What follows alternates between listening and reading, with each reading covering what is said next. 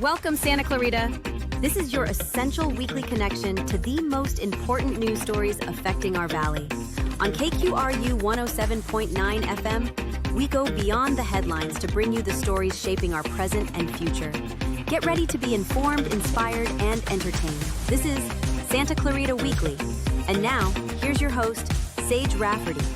All right, welcome back for another edition of Santa Clarita Weekly. I'm Sage Rafferty. You can listen to the show on the radio at KQRU 107.9 FM on Thursday afternoons at 5:30 and on Saturday mornings at 9 o'clock.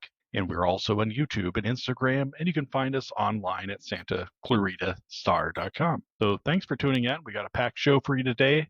We'll start with a developing story that has the White House saying one thing and its own Justice Department saying another. A top White House advisor publicly sets a goal of 3,000 immigrant arrests per day, but in federal court, the DOJ denies any such quota exists. We'll unpack the conflicting messages and what they mean for communities here in Los Angeles County. Then we turn our attention to a political firestorm in Sacramento over a new bill, AB 495. Is it a vital shield to protect children during federal raids, or is it, as opponents on the right claim, a dangerous bill that enables state-sanctioned human trafficking? We'll dissect the law and the viral misinformation. And also, we have an update from Governor Newsom and Attorney General Rob Bonta on California's multi-billion-dollar legal battles with the Trump administration over federal funding. And later, for you Dodgers fans, some concerning news. We'll have the latest on Kiki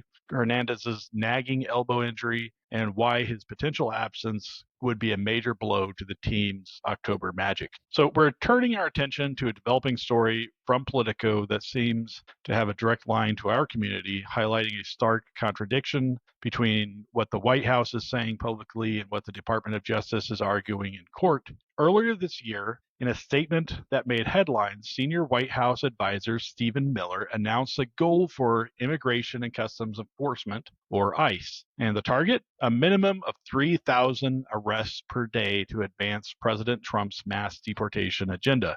Miller, speaking at Fox News, emphasized that the president was pushing to increase this number daily. However, in a recent turn of events, the administration has denied the existence of any such quota when pressed by federal judges. The denial emerged from a lawsuit that alleged the immense pressure to increase arrests led to illegal ICE sweeps right here in Los Angeles. The 3,000 arrests per day figure has become a critical point of contention with multiple legal battles. A judge in Washington, D.C. cited it when ruling against the administration's expansion of expedited deportation proceedings. Similarly, a San Francisco judge pointed to the purported goal when blocking the administration's attempt to end temporary protected status for tens of thousands of immigrants. This leaves us with a significant discrepancy. A top White House official publicly states an ambitious arrest goal, while the Justice Department tells federal courts that no such orders have been given. And when questioned about this, the White House spokesperson Abigail Jackson did not directly address the contradiction, but reiterated the administration's commitment to the largest mass deportation operation in history. A Justice Department spokesperson also denied any disconnect, stating that the entire administration is united in fully enforcing, quote, our nation's immigration laws, end quote. But judges seem to be taking note of the conflicting messages. In a recent ruling related to the Los Angeles sweeps, the Ninth Circuit Court of Appeals directly quoted the Justice Department's denial, then pointedly mentioned Stephen Miller's televised comments about the goal. The Los Angeles case is particularly relevant to us. A federal judge has issued an order prohibiting ICE from conducting roving immigration arrests based on broad criteria, such as a person's appearance, the language they speak, and their presence at locations like a home improvement store or a car wash.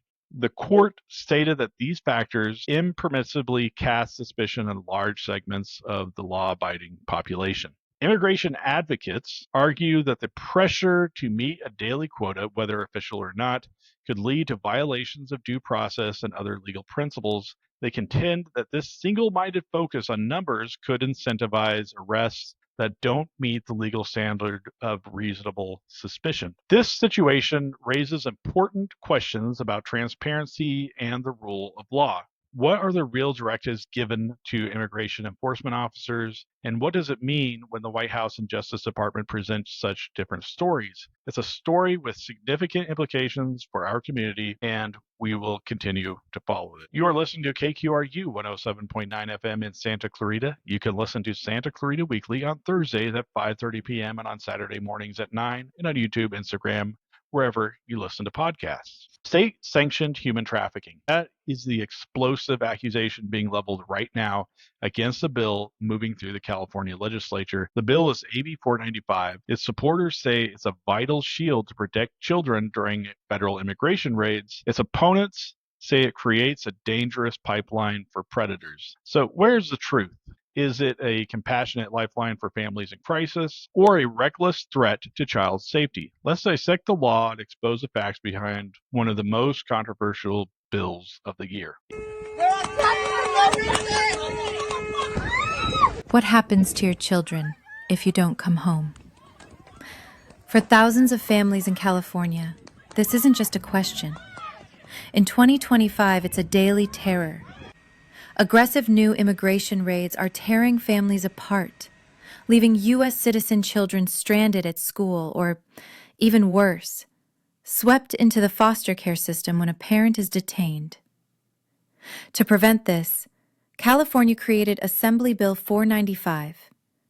It gives parents a simple, legal tool, like a specialized affidavit to designate a trusted friend or relative to pick up their kids, take them to the doctor, and keep their lives stable during a crisis.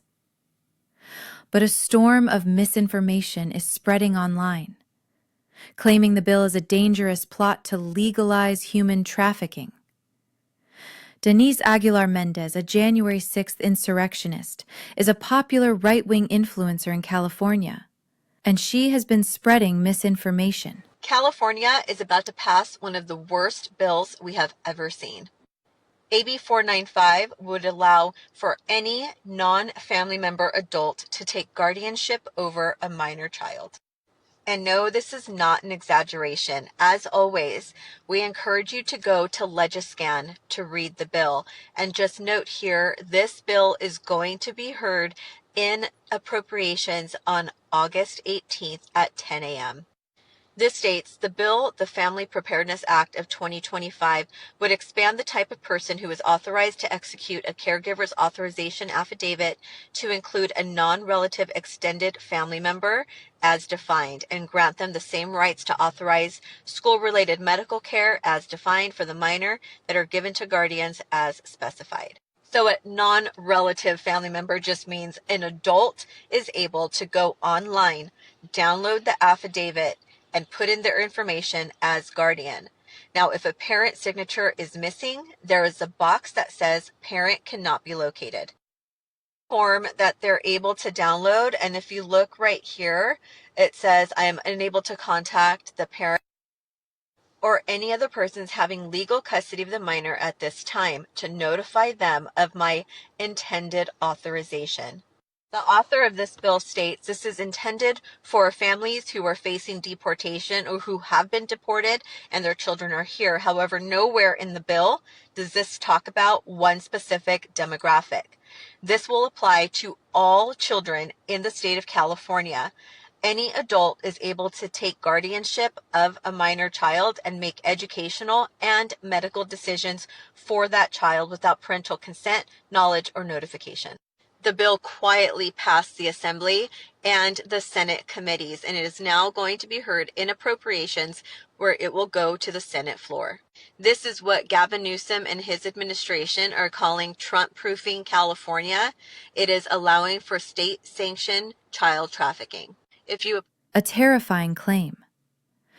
But it's based on a fundamental misunderstanding or misrepresentation of the law. First, the simple form they're talking about, the caregiver's authorization affidavit, already exists. For years, it has helped families like military parents on deployment ensure their kids are cared for. Second, and most critically, this is not guardianship.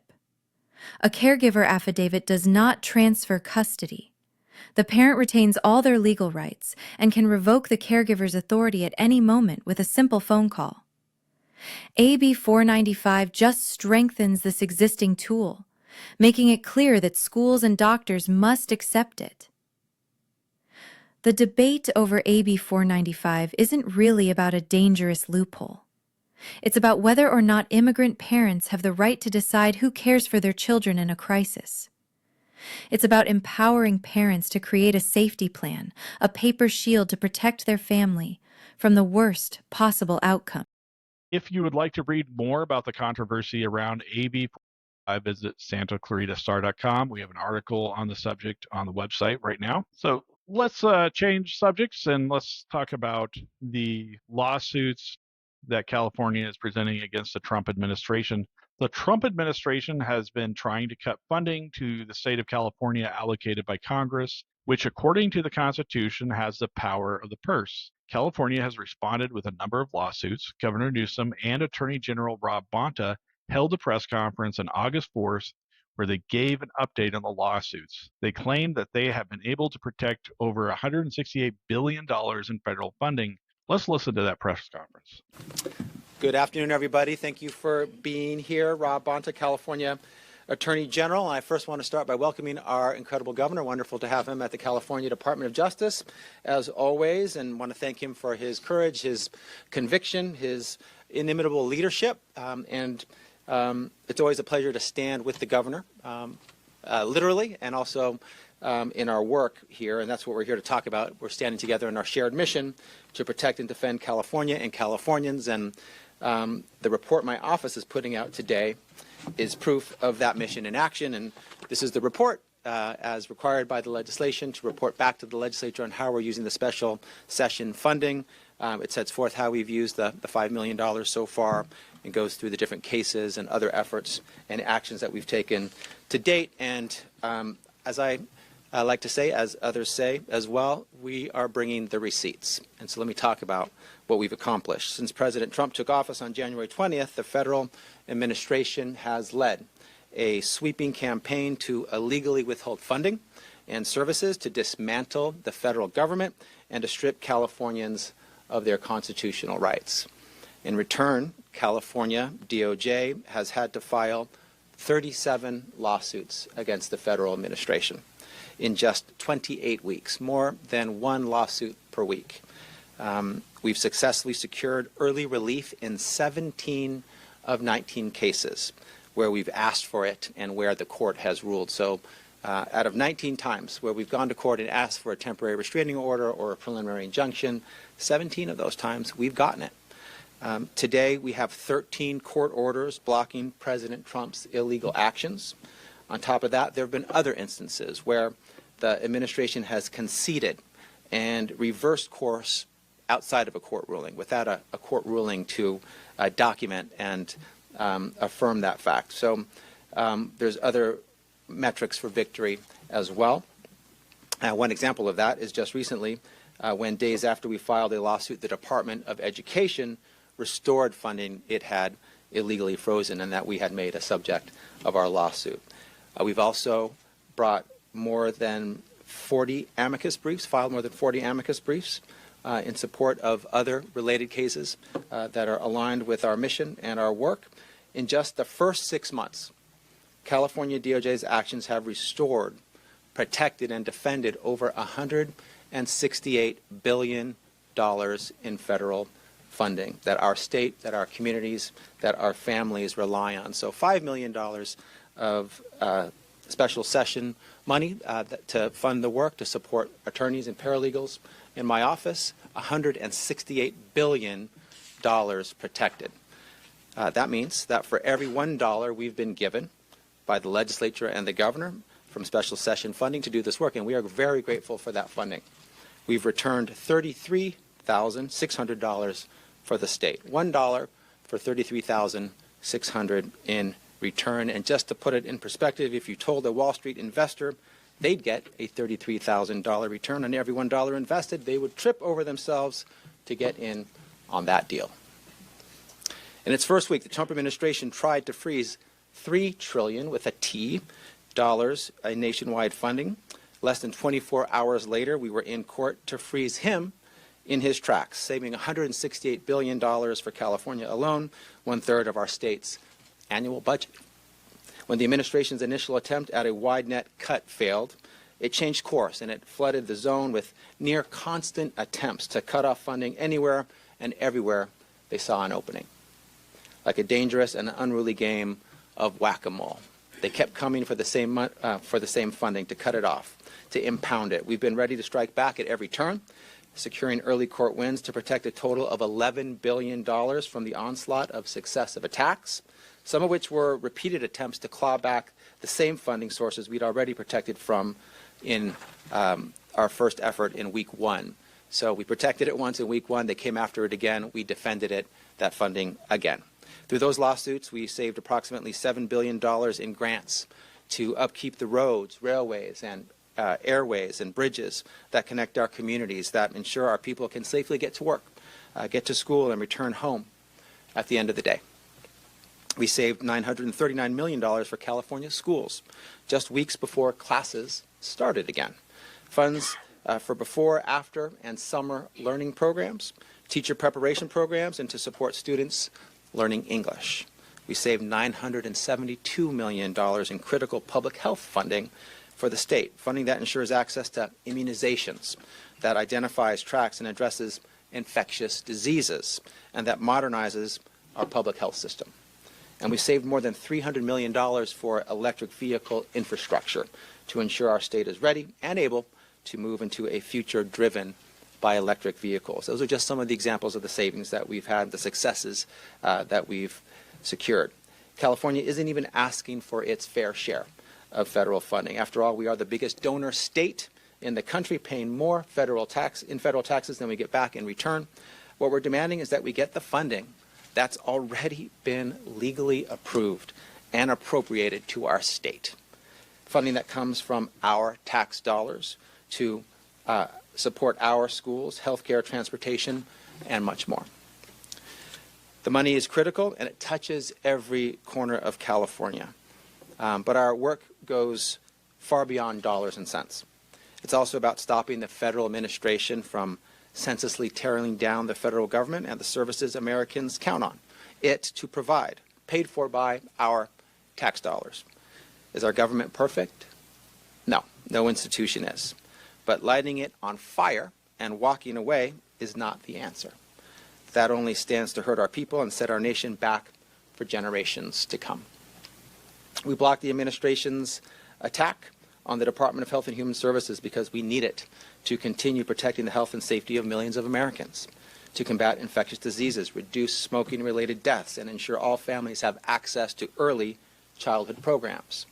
We blocked its attempt to dismantle AmeriCorps, so volunteers can continue to answer the call to serve their country and their fellow American by tutoring students, serving veterans and older adults, fighting the opioid epidemic, and rebuilding our communities in the wake of disaster. We're also working to defend our constitutional rights, hard-fought rights the president cannot rewrite with the stroke of a pen, though he's tried. We are fighting for birthright citizenship and the more than 24,000 babies born in California each year who are rightfully U.S. citizens. So far, we've won multiple court orders blocking implementation of the executive order while our case proceeds. And we're working to safeguard Californians' personal and private data from government misuse, specifically from protecting it from DOJ and from private citizen billionaire Elon Musk, not elected to anything, by the way. We blocked the poorly named Department of Government Efficiency from accessing your financial data, sued the administration for illegally sharing Medicaid data with ICE, and challenged demands that we turn over the sensitive and personal data of SNAP recipients. When you add it all up, you see the totality of what's at stake.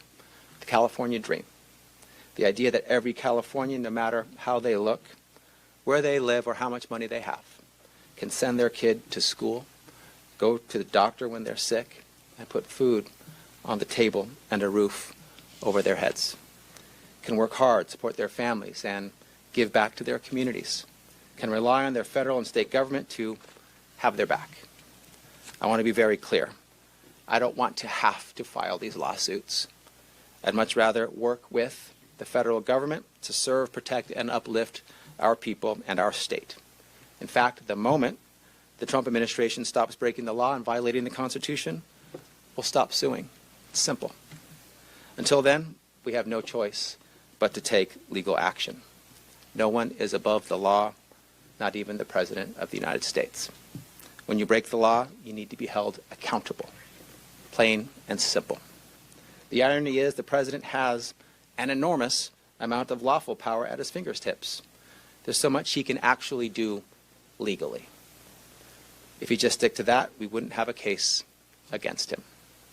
Instead, President Trump and his allies continue to abuse their power, break the law, violate the Constitution, and harm our people.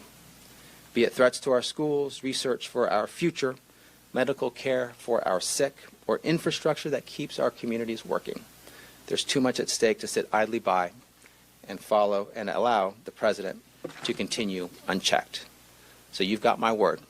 Every time the President or his allies break the law, my incredible team of public servants at the California DOJ and I will be here to take them in court, just like we have 37 times already. As Attorney General, it's my job and my honor to protect California's people, resources, and values. I've got your back. I've got California's back. I'll protect your rights, your freedoms, your funding, and our values. And fortunately, I don't stand alone. I have a great team at the California DOJ, and I'm grateful to be able to stand with our great governor and our colleagues in the legislature. We're one team. The federal government might be content to forego its duty to serve the people, but the state of California never will. And now it's my great pleasure to welcome up my partner in this incredible work, Governor Gavin Newsom. Thank you. Thank you to the Attorney General. Thank you for the comprehensive overview, and thank you for putting together this report in a transparent way. You may recall this report came out of a legislative process that began during the transition of the Trump administration. We called a special session. We did so in the spirit that defines, I think, the closing comments of the Attorney General, with an open hand, not a closed fist, with the intention not to litigate, with the intention not to initiate, but with the intention to defend, to stand tall, to hold the line in terms of our values, the things we hold dear, to advance the rule of law and do so in a fair way. We were mindful that past his prologue, that we were involved in over 122, arguably 123 lawsuits in the Trump administration, 1.0, and inevitably we would be faced with many similar lawsuits and efforts in the second administration, though I think none of us imagined in the process of putting together a special session that just in 7 or so months, 37 lawsuits would be filed. None of us are surprised that so many of them have been successful. Nothing about what Trump is doing should come as a surprise, save the scope, the scale, the shock and awe, as it's been described, of the totality of his efforts. Thankfully, we have an outstanding leader in our Attorney General, someone didn't need to be convinced to fortify, to provide a bridge. That was the idea of the special session. After all, a bridge to the budget, to make sure he had the resources so that he can move forward quickly, whether it was internal efforts or to the extent he needed to find counsel outside, he would have the luxury, he would have the resources to do so.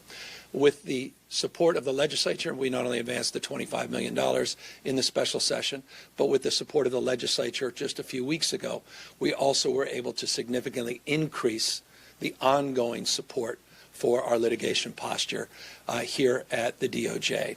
I'm grateful to the Attorney General. I'm grateful to leadership in both the Senate and the Assembly for supporting new positions and supporting additional resources that will supplement the resources that were set aside, those one-time resources, the $25 million in the special session. It was never the intention to quote-unquote Trump-proof, your words, not mine, during the special session. But undoubtedly, those resources have come to bear great fruit. And I'm grateful again to your leadership, to your team's leadership, to your stewardship, to the partnerships that you've formed with other states. And I think this closing is a critical point. It's the old African proverb, you want to go fast, you can go alone, but if you want to go far, go together. And the partnerships that have been formed with other attorney generals all across this country have been formidable and have had tremendous impact in terms of the success with these preliminary injunctions, success so far in this process. But none of us are naive about what's next, and none of us are naive about the imperative of making sure that we're resourced and we have a resourceful mindset as we move forward. Tremendous return on investment. But again, this is just 7 months into a new administration. And there's no question in my mind that the most vexing challenges are in front of us, not behind us. So I'm here just to support and amplify the work that was done in putting together this report, but also extend gratitude not just to the Attorney General, but again to the legislature for approving this appropriation, for supporting that special session, and setting up this strategy, first of its type in the country. We took this next administration, the new Trump administration, seriously, and thankfully we did. And I'm very, very proud of you and your team, and grateful for the opportunity just to highlight and reinforce the success that's laid out today in this report. Thank you. Thank you. All right. Some concerning news coming out for us Dodgers fans. It's looking more and more likely that fan favorite utility man Kike Hernandez could be sidelined for the remainder of the 2025 season. Hernandez has been on the injured list for about a month now with persistent elbow complications. Manager Dave Roberts said that despite trying to rest, rehab, and even a cortisone shot, the elbow just isn't getting any better. While Roberts says the team is still hopeful, he admitted there's no guarantee that Kike will be back on the field this year. Now, you might look at this regular season stats and think this isn't a devastating blow, but the real story here is that the real loss for the Dodgers is what they will be missing in October. Kike has a proven reputation for being a clutch postseason performer who finds another gear when the games matter most. And losing that October magic would be a major hit to their World Series aspirations. So that's all we have today. So tune in next week for more discussions about the news from Santa Clarita. You can listen to us on the radio at KQRU 107.9 FM at 5:30 on Thursday evenings and at 9 on Saturday mornings. You can also watch us on YouTube, TikTok, and Instagram, and listen to us on SantaClaritaStar.com, wherever you listen to podcasts. So leave us a comment and be sure to subscribe to Santa Clarita Weekly Online. Thanks for listening and have a great week. Thank you for listening to Santa Clarita Weekly. You can watch the show on Santa Clarita Star's YouTube channel and Facebook page, as well as listen in on the radio at KQRU 107.9. Visit SantaClaritaStar.com for more content and tune in right here to KQRU 107.9. A new voice for Santa Clarita.